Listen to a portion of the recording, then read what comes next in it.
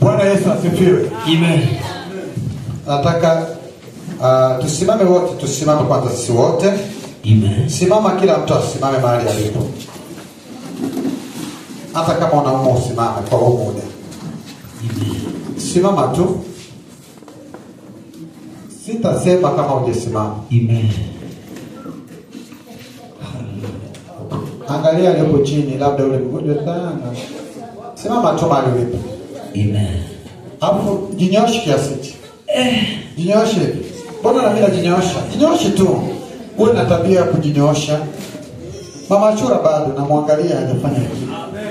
Mimi na sababu ya kufanya hivi. Fanya hivi tu Mama Chura. Hebu nenda na mimi, ndio bosi wako hapa. Nafikiri unajua. Naomba Mama Jacob unayofanya hivi. Jinyoshe tu kidogo kidogo. Nyosha tu, utaona kama kazi lakini kawaida. Mpigie Bwana Yesu makofi. Basi kati ni mahali ulipo. Unajua hiyo inakusaidia wakati neno linakuja, ule mchongo utakuwepo. Biblia, zile Biblia waangalie watu. Zile kuna zimoja za Kiingereza, kama haujui Kiingereza, watu wa Kiingereza ziko hapa. Kama unaona Kiingereza ipo, kuna Biblia, ukimaliza mahubiri unampa mtu mwingine. Kama una Biblia, omba ya Kiingereza utapewa hoja. Tumekataa sana kuona mtu yuko kanisani ana Biblia. Bwana Yesu asifiwe. Naomba ijie vizuri. Bwana Yesu asifiwe. Amen. Bwana Yesu asifiwe. Amen. Narudia tena, Bwana Yesu asifiwe. Amen. Bado Bwana Yesu asifiwe. Sijasikia watu waliookoka. Bwana Yesu asifiwe. Mwambie mwenzako hongera kwa kufika siku ya leo. Hongera kwa kufika siku ya leo. Soma kifungo cha Petro wa kwanza 1:15. Petro wa kwanza 1:15. Petro wa kwanza 1:15. Naomba pelekea hapo Biblia, naona anatafuta. Pelekea Biblia Kiingereza pale. Petro wa kwanza 1:15 inasema. Inasema nini? Lakini pasiwe na hata mmoja wenu atakayeteseka. Petro wa kwanza 1:15. Petro wa kwanza 1:15 inasema, sawa. Bali kama yeye aliyowaita alivyo mtakatifu, ninyi nanyi iweni watakatifu katika mwenendo wenu wote. Baba, katika jina la Yesu tunamshukuru, tunasema asante. Tunahitaji kitu kimoja tu, Roho Mtakatifu atufundishe leo. Kwa Yesu Kristo tunaomba. Amen. Amen, amen. Tutajifunza neno ambalo linasema tabia ya Mkristo wa kweli. Tabia ya Mkristo wa kweli. Mwambie mwenzako hapo. Tabia ya Mkristo wa kweli. Mwambie mwenzako mahali alipo tena. Tabia ya Mkristo wa kweli. Mwambie mara ya mwisho. Tabia ya Mkristo wa kweli. Jina la Bwana libarikiwe. Amen. Kwa siku ya leo, kwa zimenifurahisha sana. Wamepiga mziki mzuri, umetulia, wameimba vizuri. Mungu awabariki sana. Amen. Hata kama mtaki wapigia makofi wapigie. Hallelujah. Mmenibariki sana. Nilikuwa naangalia wimbo wa pili wa bendi wataimba vibaya, wakaimba vizuri. Basi nikaona leo ni siku ya Bwana. Mungu awabariki sana ninyi ambao mmeenda kufanya kazi ya ubatizo. Hakika tumemwona Mungu. Na leo tuko na mabibi harusi hapa. Tuko na mabibi harusi wa Yesu, sio mabibi harusi wengine, mabibi harusi wa Yesu. Basi twende na muda wetu. Tabia ya Mkristo wa kweli ni kama hizi. Na hizi pia baadaye tutawaeleza kanisa letu la Free Methodist lina base nini. Amen. Naomba unielewe. Kama wewe ni Methodist, tutakuonesha kidogo ili kila unachokifanya ukifanye kama Methodist. Na unapoona mtu anafanya hizi tabia, huyo sio Methodist. Tabia ya kwanza inasema ni kuzaliwa mara ya pili. Lakini kabla ya kuingia tabia ya kwanza, tutazungumzia kwanza tabia ni nini.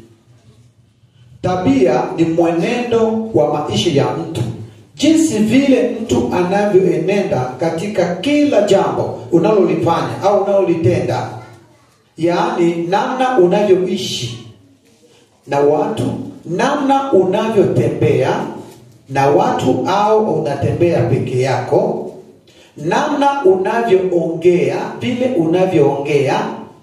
Unajua unaweza kuongea peke yako au unaongea na watu.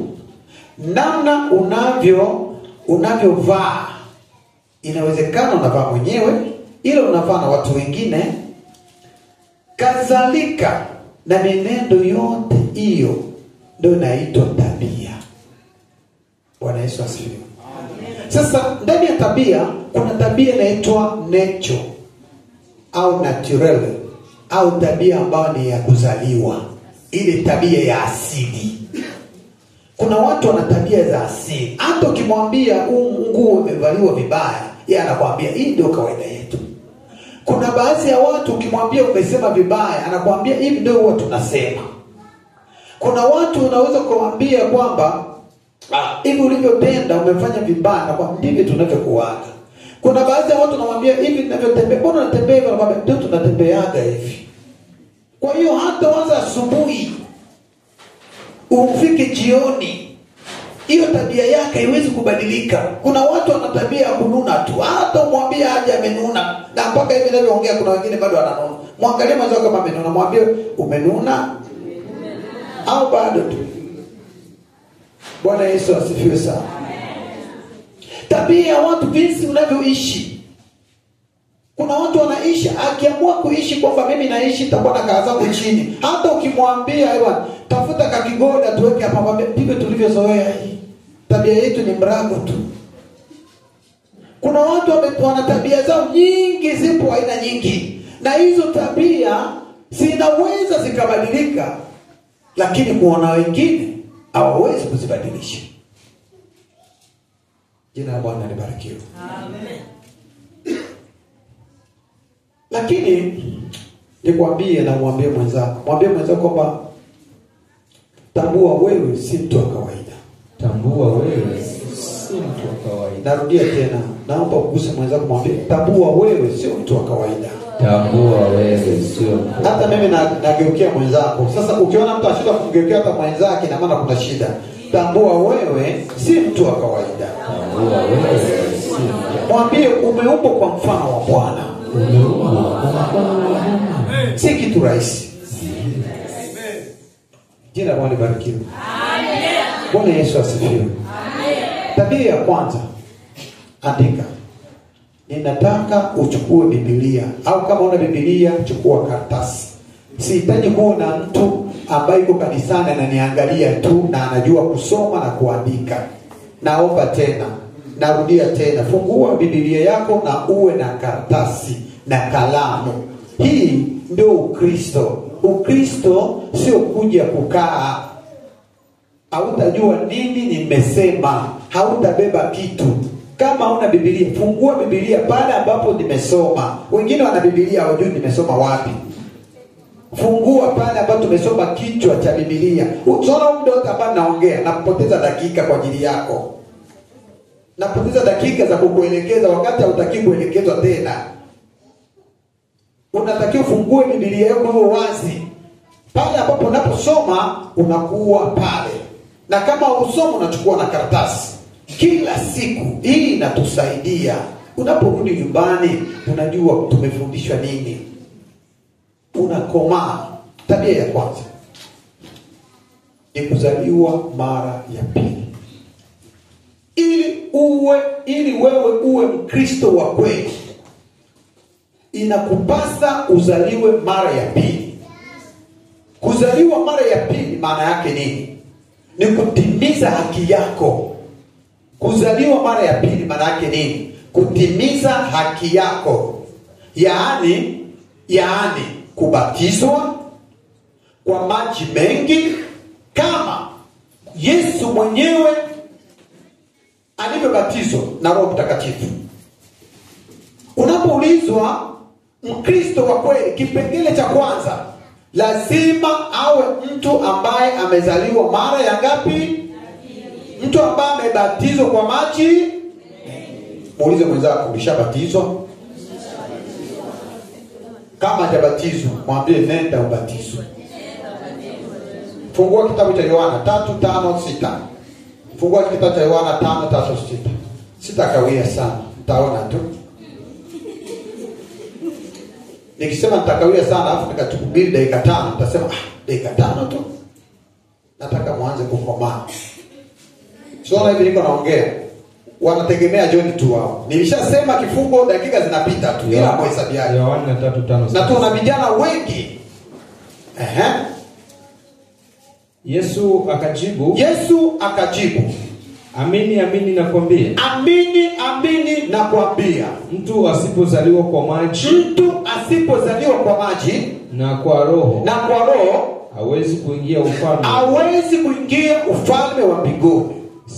6. Kilichozaliwa kwa nini? Kwa mwili. Kwa mwili ni nini? Ni mwili. Kilichozaliwa kwa mwili. Ni mwili. Endelea. Na kilichozaliwa kwa roho ni roho. Ni roho. Pigie Bwana Yesu makofi. Narudia hapo. Kama mtoto wako, kama wewe mtu mzima haujabatizwa, hautaingia ufalme wa wapi? Sasa hii unawezekana unatoa sana. Inawezekana unazuria ibada sana. Lakini kama haujabatizwa, hautaingia wapi? Ufalme wa wapi? Huo ufalme wako ni wa kishetani. Kama hautabatizwa, ufalme wako ni wa wapi? Wa kishetani. Ila kama utakubali kubatizwa, una ufalme wa wapi? Ufalme wa wapi? Wa mbinguni. Swali limebaki kwenye hatua ya kwanza. Kila siku unapolala na kuamka, una mtoto, una mama, una baba. Muulize, ulishabatizwa? Kama hujabatizwa, ndugu yangu, hautaenda mbinguni. Yesu mwenyewe alibatizwa. Sasa hiyo ndio mziki umebaki kwako. Na hii ni kazi inaenda moja kwa moja kwa kwaya, kwa vijana wote. Na nitawaambia baada ya hapo hivi tutakuambia kanisa la Methodist linasema nini. Bwana Yesu asifiwe. Amen. Kujazwa kwa Roho Mtakatifu kunategemea na mtu mwenyewe amejiandaje. Twende kipengele cha pili. Kukua kiroho. Ili uwe Mkristo wa kweli, lazima ukue kiroho. Unajua, pale tu unapokuwa umempokea au umeokoka katika ulimwengu wa roho, unamaanishwa umekuwa mtoto mchanga. Unapookoka umekuwa mtoto mchanga aliyezaliwa. Kama vile mtoto mchanga amezaliwa leo, yule anayeokoka tunamfananisha ni mtoto mchanga aliyezaliwa leo. Haijalishi una miaka 100. Ukiokoka una miaka 100 ndani ya kanisa, uwe raisi, uwe tajiri, uwe maskini, uwe sijui na cheo gani, kwa kanisa tunakulinganisha kama mtoto mchanga. Na ninyi waumini mumuelewe huyo mtu ni mtoto mchanga na mumchukulia hivyo. Sio kwamba ameokoka leo unakuja kumwambia kwamba aanza kuhubiri, hata hubiri chochote. Mfano mzuri kabisa. Unapozaa mtoto wako, unampa ugali? Unampa nini? Kwa nini usimpe ugali? Bado mchanga. Bado mchanga. Anafanyaje? Kwa nini hawezi kula?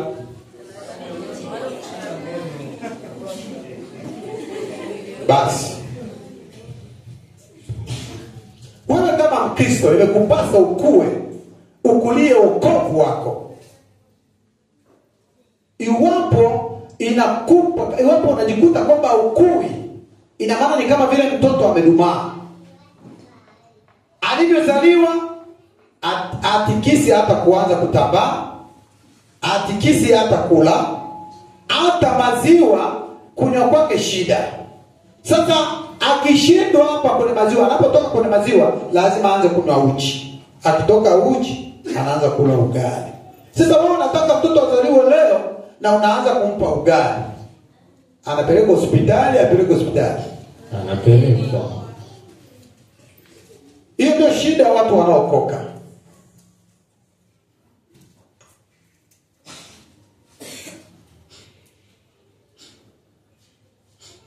Tangu umeokoka, haujawahi kuomba angalau lisali moja. Ukiomba unaishia dakika 5, dakika 10, alafu unafanya ulikuwa kwenye maombi. Tuombe. Baba, katika jina la Yesu. Baba, katika jina la Yesu. Baba, unajua mwenyewe. Amen. Si anajua mwenyewe. Alafu nasema basi kuomba sana ndio Mungu anasikia. Haujakuwa kiroho. Haujakuwa kiroho. So mnaona leo nimebadilika sana. Leo nabili pole kwa sababu kuna kitu niko na winda hapa. Ina maana haujakuwa kiroho. Mtu amekaa kanisani miaka 10. Simama uombe. Baba, katika jina la Yesu. Amen. Haijakuwa hata siku moja umechukua kufunga hata dakika 3. Unasema njaa. Dakika 5 njaa. Ikifika saa 6, masaa mawili tu kwa kufunga tu shida. Kufanya siku moja sitaweza. Siku 3 ndio basi kabisa. Yesu alifunga siku ngapi? Tena mchana na muulize mwenzako, ulishawahi kuomba dakika ngapi? Ulishawahi kuomba dakika ngapi? Na ulishawahi kufunga dakika ngapi? Ulishawahi. Kuna watu wako hapa ni maneno mengi mwako unaishi. Ulishawahi hata kufunga? Hakuna. Hata kanisani. Nilivyoona hapa, msimamizi anasema ni wakati sasa wa kuanza kuomba. Kila mtu aombe. Sisi wachungaji tuna tabia moja. Tunaweza tuko hapa, tukafungua, tunaangalia waumini wanaelewa. Unaona watu wengine tu wanaangalia wenzao. Tena wengine wako kama wanasikiliza wenzao. Anaomba vizuri. Wengine wako hapa kuja kusikiliza mwenzake anaomba nini. Na hapa ni kila mtu anabeba mzigo wake mwenyewe. Usipochukua hiyo fursa ya kujiachia hapa, hakuna sehemu nyingine. Kuna wengine hivyo wamelala. Hapo atakwambia alikuwa kwa maombi. Jifunze kukua. Kuna watu hapa ibada ya katikati ya wiki wameacha. Muulize mwenzako, unasali ibada za katikati ya wiki? Unasali ibada katikati ya wiki? Tukitaja ibada ya katikati ya wiki, kazi zote zinaletwa. Tukitaja maombi ya siku ya Ijumaa, ili kawaida yetu, hiyo siku ile ni kazi tu. Ni Wakristo wa Jumapili tu. Muulize mwenzako, wewe ni Mkristo wa Jumapili? Wewe ni Mkristo wa Jumapili? Nani ya kukua kwa Mkristo wa kweli? Mkristo wa kweli hakuwaje wa Jumapili. Na ukigundua Ukristo wako ni wa Jumapili, uko mashakani. Unajua tu kwamba Yesu utamkuta tu Jumapili. Jaribu inakuja kila siku. Kila saa. Ndio maana Biblia ikasema uwe tayari. Ukiona haufanyi hivyo, basi rekebisha mambo, utaona Mungu atakutana na wewe. Ya tatu. Andika ya tatu. Andika ya tatu. Tabia ya tatu. Tabia ya tatu inasema kuvaa mavazi mapya kila itwapo leo. Kuvaa mavazi mapya kila itwapo leo. Maana yake ni matendo mema, utu wema. Matendo mema, utu wema. Ili uwe Mkristo wa kweli, inakupasa kuvaa mavazi mapya kila itwapo leo. Ukiishi maisha ya kuzoea wokovu, mpendwa, utapata taabu.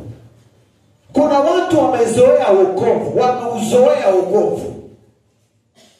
Kuzoea wokovu ina maana hauna matendo mema muda wote. Wewe unaishi na mabaya tu. umevaa mavazi ya kila mtu akikuona na mavazi anakukimbia, yananuka, anakuogopa. Bwana aturumie sana. Soma Isaya 61 mstari wa 10.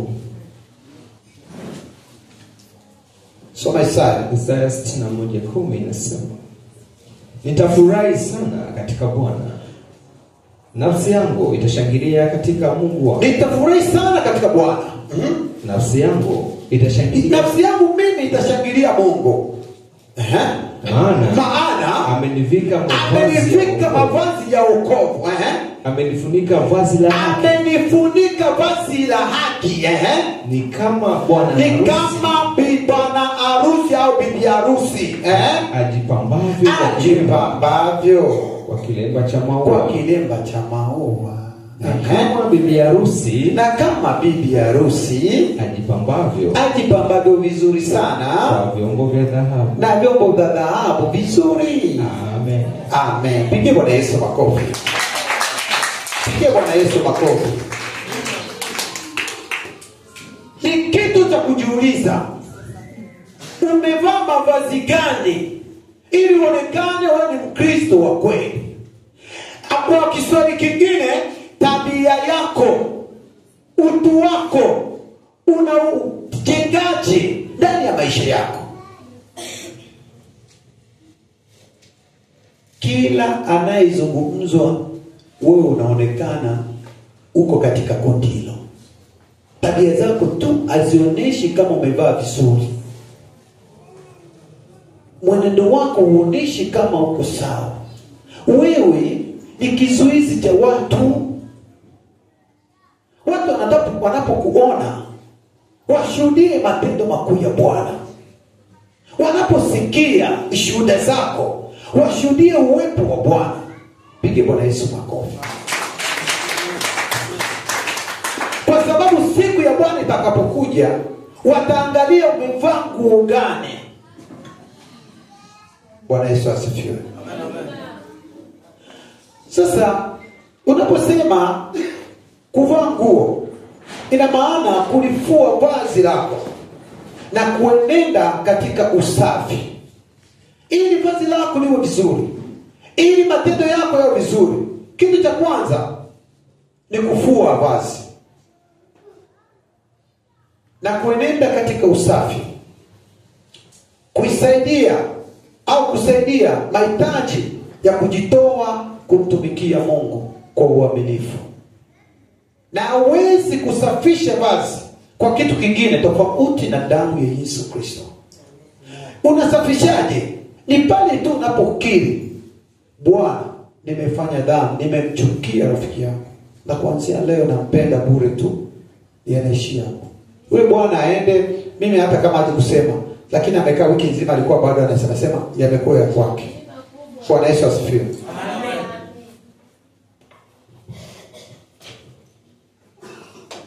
Acha tuende kumalizia.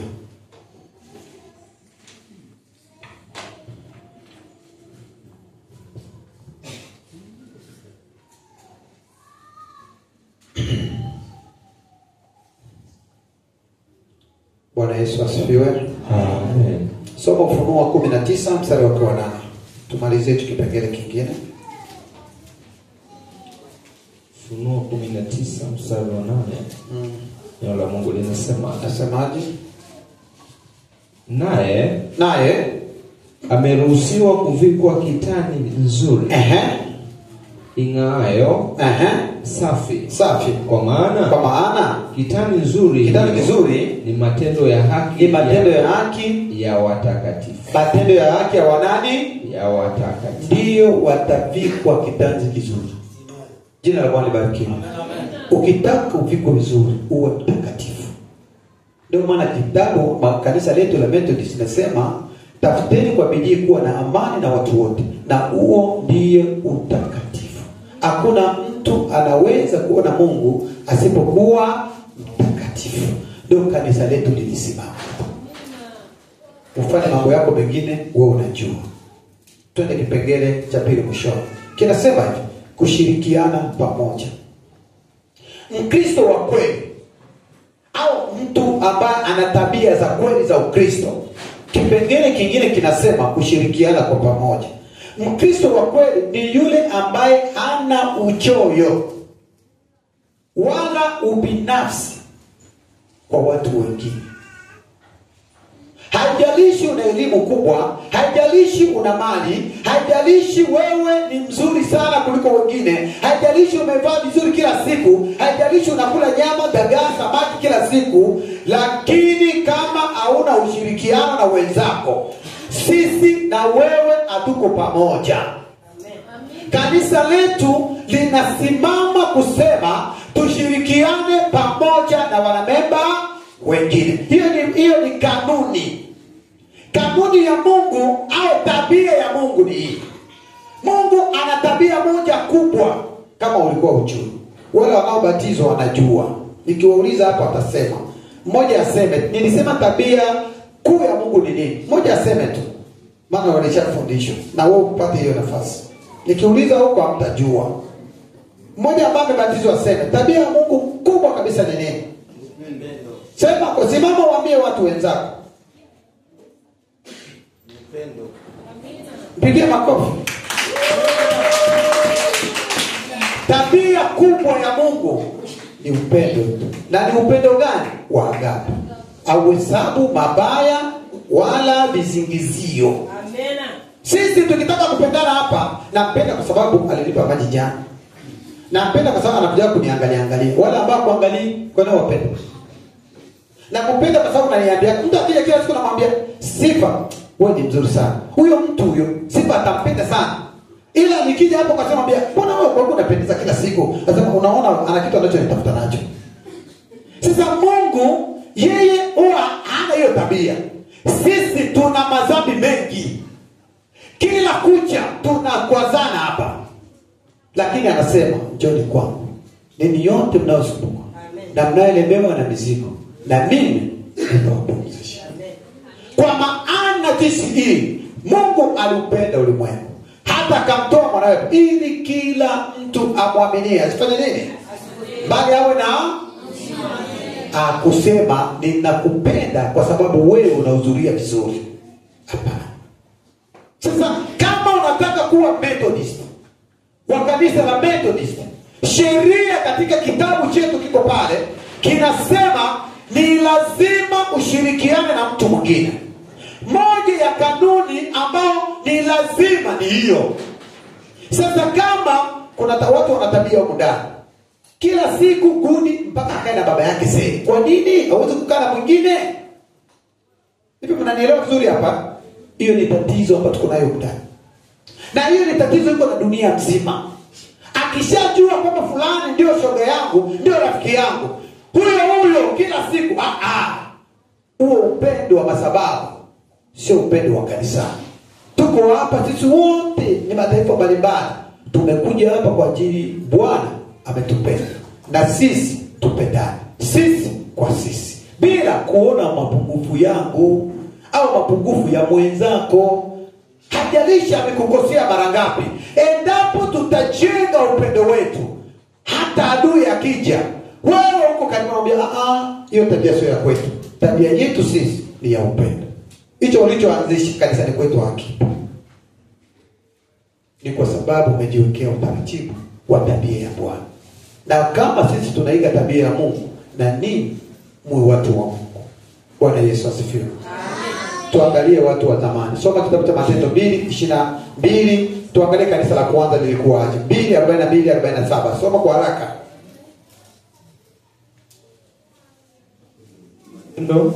Matendo ya Mitume 2:42-47.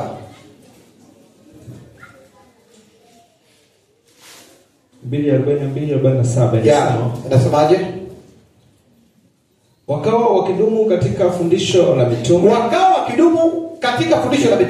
Na katika ushirika. Na katika kumega mkate. Na katika kusali. Kila mtu akaingiwa na nini? Na hofu. Ajabu nyingi. Na ishara zikaanza kufanywa na mitume. Na wote wote walioamini walikuwa mahali pamoja na kuwa vitu vyote vikiwa shirika, wakiuza mali zao, wote wakiuza mali zao na vitu vyao walivyokuwa navyo na kuwagawia watu ambao wako nao bila kuwa na uchoyo. 46 na siku zote kwa moyo mmoja walidumu ndani ya hekalu la Methodist Ujiji, wakimega meza wa Bwana, mikate meza ya Bwana, nyumba kwa nyumba na kushiriki chakula chao kwa furaha, sio kwa huzuni, na kwa moyo mweupe na kupenda bure tu. 47 wakimsifu Mungu. Kazi mwisho ni kushangilia tu na kuwapendeza watu wote, wakawa hukumu ni furaha tu. Na hapo katika jina la Yesu, Bwana asifiwe. Sasa ukiona mtu anakuja hapa katika jina la Yesu, mimi leo siko sawa. Na hapo ukimwona fulani jona fulani ukae, uniache tu nikae hapo. Hao watu sio watu wa kanisa. Naeleweka vizuri eh? Hao watu sio watu wa nini? Kanisa la kwanza ndivyo lilivyokuwa. Kanisa linakuwa na nini? Kanisa linakuwa kuongezeka au kuishia au kukua kwa kuhisia, kwa kutumia matendo. Kanisa halikui kwa kuhisia. Kanisa linakuwa pale tunapofanya, fulani amekosa tunaenda, fulani anaumwa tunafanya kuna kitu fulani kimekosekana hapa tunafanya, bila kuangalia mtu mwingine, tunakuwa pamoja. Unakuta ile kanisa linakuwa, upendo unaendelea kukua, na hapo unaona Mungu anaonekana. Waebrania 13:14 anasema, lakini msisahau kutenda mema. 13:16 Waebrania 13:16 inasema, lakini msisahau kutenda mema na kushirikiana, maana sadaka kama hizi ndizo zipendezazo Mungu. Bwana Yesu asifiwe. Narudia hiyo Waebrania. Lakini msisahau kutenda mema kwa kushirikiana, maana sadaka kama hizi ndizo zipendezazo nani? Mungu. Bwana Yesu asifiwe. Amina. Naenda kumalizia kusema kitu cha mwisho. Kujitoa dhabihu kwa Mungu. Mkristo ambaye tunamjua kabisa huyu ni Mkristo, kitu cha kwanza ni lazima awe anatoa sadaka ya moyo wake, na sadaka ya pili ni mwili wake. Sadaka ya tatu ni matendo anayoyafanya katika huduma. Hatutajua mwili wako ukoje, hatutajua fahamu zako zikoje. Tutakujua pale unapokuja mbele, unamtolea Bwana, unashirikisha mwili wako, unashirikisha roho yako, alafu matendo yanafuatana na kile kitendo. Huyo ndio Mkristo tunayemjua wa Methodist. Lakini Mkristo anayekuja kusali anasema mimi sina, na anasema uongo na pesa nazo mfukoni, huyo sio Mkristo tena. Huyo ni mpendezo wa kanisa. Mkristo wa Methodist masharti yapo mle. Kuna sharti moja tu tutawapi. Lazima uwe unakubali kuhudumu ndani ya kanisa. Kama hauna huduma yoyote, kama nini wa bibi harusi, anza kumuuliza Bwana, huduma gani mimi nitafanya kanisani? Usipokuwa na huduma yoyote ndani ya kanisa, wewe si mtu wa Mungu na wewe si Methodist. Jambo la pili, kama wewe haushirikiani na wenzako, wewe si tabia ya Bwana, sio tabia ya kanisa letu, hiyo ni tabia yako. Tatu, kama wewe haujitoi kwa maana akili zako, pesa yako, maono yako, shughuli zako zote zile, hajalishi mpaka pesa, hata nguo unaweza kumtolea Mungu. Msizoee kuleta hela. Sina hela, kama ni nguo, kama ni kiasi, kama ni nini, kama ni kisamvu, mtolee Bwana. Unapofanya hivyo, unatimiza kigezo cha kuwa Mkristo wa kweli, Mungu anakuhesabia na kanisa linakuona wewe ni Mkristo wa kweli.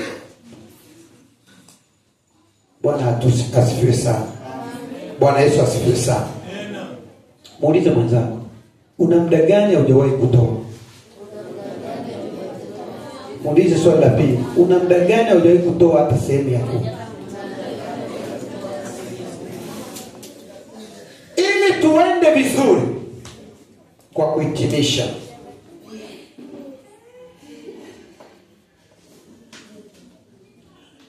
soma Mathayo 13:44 na tuhitimishie hapo. Inasema nini? Mathayo 13:44-46. Mathayo 13:44-46. 13:44-46. Na mwingine andaye Methali 8:17 hapo. Tena ufalme wa mbinguni umefanana na hazina iliyostirika. Umefanana na hazina iliyostirika katika shamba ambayo mtu alipoiona aliificha. Na kwa furaha yake akaenda akauliza alivyo navyo vyote. Akaenda akasema, mimi ni mali ya Bwana, lazima niende niuze nimpolee Bwana wangu. Na akalinunua shamba lile. Jina Bwana bariki. Tena ufalme wa mbinguni na mfanyabiashara ni kama mfanyabiashara mwenye kutafuta lulu nzuri. Anatafuta kitu kizuri. Naye alipoona lulu moja ya thamani kubwa, nini kitokea? Alikwenda akauza alivyo navyo vyote. Akainunua. Tena ufalme wa mbinguni umefanana na juya lilotupwa baharini. Ikakusanya samaki zote. Hata lilipojaa walilivuta pwani, wakakusanya walio wema vyomboni, bali walio wabaya wakatupwa. Wale walio wabaya wakafanya nini? Wale wote ambao watoi chochote wakafanya nini? Wakatupwa. Ulize mwenzako, uko tayari kutupwa? Malizia hiyo Methali 8:17.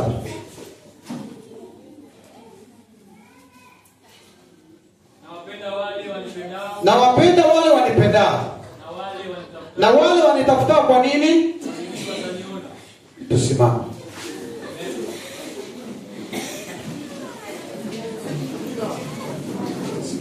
Bwana Yesu asifiwe. Nawapenda wale, na wale wanaonitafuta kwa nini? Watafanya nini? Moja ya shida tuko nayo ni kutokukua. Tafakari, je, ulishawahi kubatizwa? Swali la pili, je, ulishawahi kuwa na nguo nzuri au na nguo nzuri mahali ulipo? Tafakari kitu cha pili kwamba je, unawahi kutoa au wewe ni mwizi? Ndio maana unaona watu wanacheka tu, wanahisi kama wako vizuri, na utaona sadaka ikija hana. Ni kwa sababu hawajui kinachoendelea, na hisi ni hivyo tu. Wamezoea wokovu. Wanafikiri kuimba tu. Wanafikiri kuja tu kanisani tu, lakini hawaukimbili wokovu. Wokovu ni njia ya Mungu ya kumtafuta mwanadamu. Lakini kanisa ni njia ya mtu anatafuta Mungu. Sasa Mungu anapokupa wokovu unaupokea, tafuta namna ya kuulinda. Ukamchekelea, utaona raha yake. Kuna siku utajuta. Ndio maana mnaona kuna watu unakuta anapata mapepo, anaenda huko anasema, nini? Ni wewe unauchekelea wokovu. Shetani iko hapo. Ndio maana Biblia inasema palipo watu wa Mungu na shetani yupo. Ndio maana unaona unapokaa hapo kanisani, unaona mtu anakuwa na unasema haujui umefanya na nini. Hapo wewe unahisi tu ni sawa tu. Haujui kama ushatekwa tayari. Na baada ya dakika mbili unasema watu wataiba mimi, na huko tayari ushatekwa. Jifunze kuwa serious sana ukiwa ndani ya kanisa la Mungu. Kwa sababu huwa unachukua tabia ya kuona kwamba hivi Bwana yuko mbele yako. Endapo Rais Samia anaweza kuwa hapa, nani anaweza kuwa na tabia za unatoka unaingia? Ina maana mnajifunza tabia za kidunia.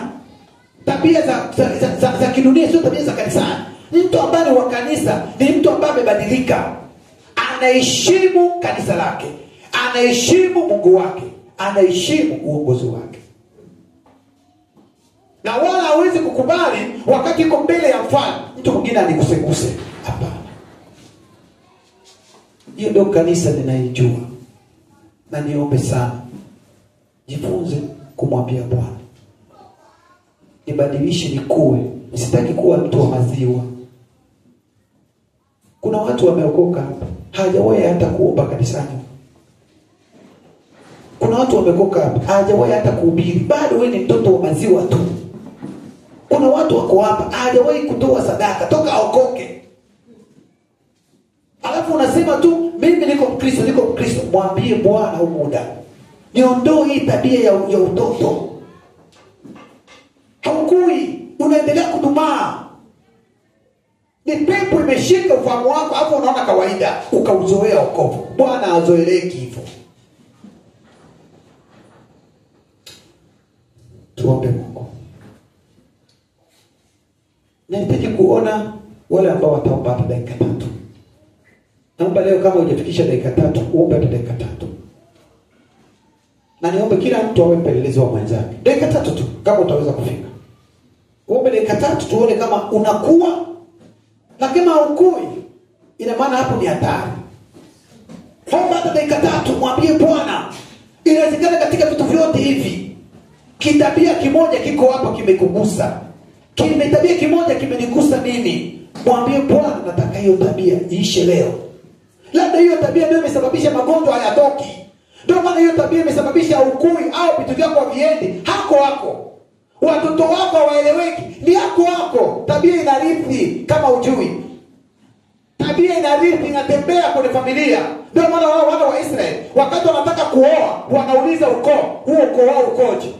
Kuna mmoja kama alikuwa na ukoma, hata vizazi na vizazi ukoma huo unarudi. Omba mahali ulipo. Tuende kwa maombi. Baba, katika jina la Yesu. Yes. Ninahitaji kuona wale ambao wanataka kukua. Sitaki kusikia mtu anaomba kwa ajili ya kusikiliza mtu. Nataka uombe kama unataka kumlazimisha Bwana akuguse. Usiwe na tabia ya kuombewa kila wakati. Jifunze kukua. Kuza huduma yako mwenyewe. Mungu wetu, Mungu Mwana na Roho Mtakatifu. Baba, unaishi. Nimekuja mbele zako. Bali pana wokovu.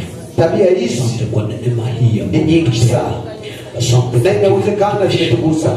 Asante kwa inawezekana zinapoteza fahamu zetu. Asante kwa sababu inawezekana zinaharibu maisha yetu. Ninakuhitaji Bwana kupitia mtumishi wako. Kwa neno lako Mwenyezi Mungu nimesikia ukisema tufanye upya. Nasikia sauti yako inanong'oneza. Tabia zinaturudisha nyuma. Tabia ambazo zinaohoga kabisa. Tabia ambazo zinatufanya kuonekana wachanga kabisa. Acha niseme asante kwa siku ya leo. Yesu nisaidie. Kurudisha utukufu kwako kwa ajili ya matendo yako makuu. Asante kwa kuzungumza nami. Asante kwa kuongea neno lako. Asante watu wako e Bwana. Baba yangu watu wako e Bwana. Uendelee kuonekana watu wako Bwana. Ukanisaidie kwa watu wako. Tunahitaji uguse kila mmoja. Akupiga wewe. Aone tabia yako kama inaweza kubadilika. Badilisha tabia. Hakuna mtu anaweza kubadilisha tofauti na wewe Yesu. Badilisha tabia zetu. Tumasane na wewe. Tabia za umbea, tabia za uchoyo, tabia za kupendana tunazikataa katika jina la Yesu. Simama upande wetu Bwana. Ninaamini Yesu utakuwa upande wetu. Baba, tulipokwama katika maisha yetu, tunahitaji Mungu ukatusaidie. Asante kwa kuwa Mungu utakwenda kutuwezesha, utakwenda kutusaidia sote kwa jumla. Neema yako ikawe pamoja nasi Baba wetu. Asante Mungu Baba na Mungu Bwana. Mama Aksa, kamilisha hili kwa maombi wako.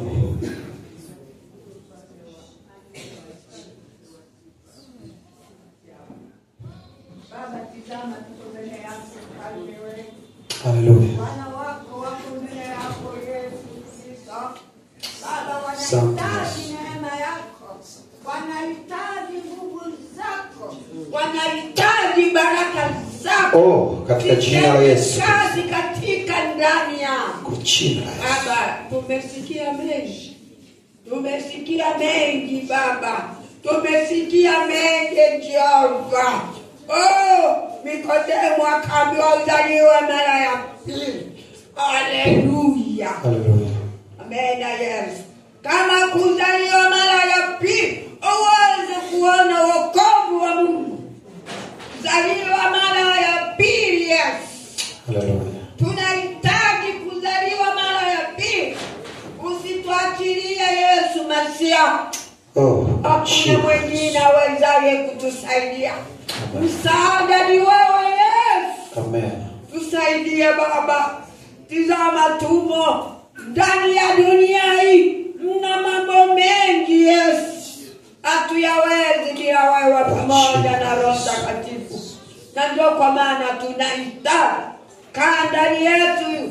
Baba, tembea ndani yetu. Baba, tufundishe mwalimu mkuu. Nikodemo akakwambia wewe ni mwalimu mkuu umetoka kwa Mungu. Haleluya. Baba mwenye uwezo na mamlaka, ni katika jina la Yesu. Amen. Amen. Pigie Bwana Yesu makofi.